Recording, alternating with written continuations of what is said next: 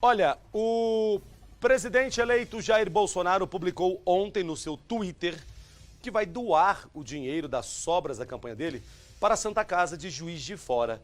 Vamos ver isso aí, balança. A intenção do presidente eleito de doar para a Santa Casa de Juiz de Fora o dinheiro que sobrou da campanha está dando o que falar nas ruas da cidade. Na conta dele no Twitter, Jair Bolsonaro postou que a campanha custou cerca de R$1,5 milhão, menos da metade do que foi arrecadado com doações individuais. O presidente eleito disse ainda que pretende doar o restante para a Santa Casa de Juiz de Fora, onde afirmou ter nascido novamente.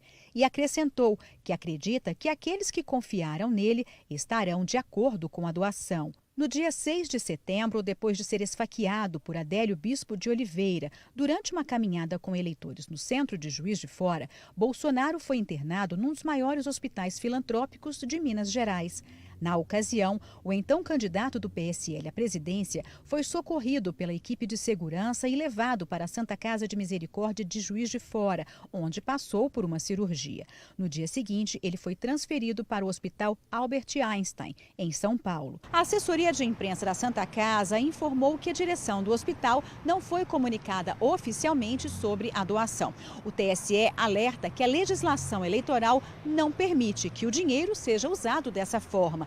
Toda sobra de campanha deve ser entregue ao partido. No site do Tribunal Superior Eleitoral, o TSE, constam as despesas declaradas durante a campanha de Bolsonaro. O valor é diferente do que foi passado pelo candidato. Segundo o TSE, o PSL declarou gasto de R$2,5 milhões.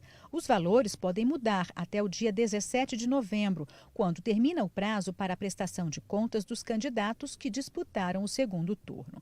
Adélio Bispo de Oliveira está preso numa penitenciária em Campo Grande. O processo contra ele está suspenso pela Justiça Federal até que seja apresentado o resultado do exame de incidente de insanidade mental, pedido pelos advogados e concedido pela Justiça.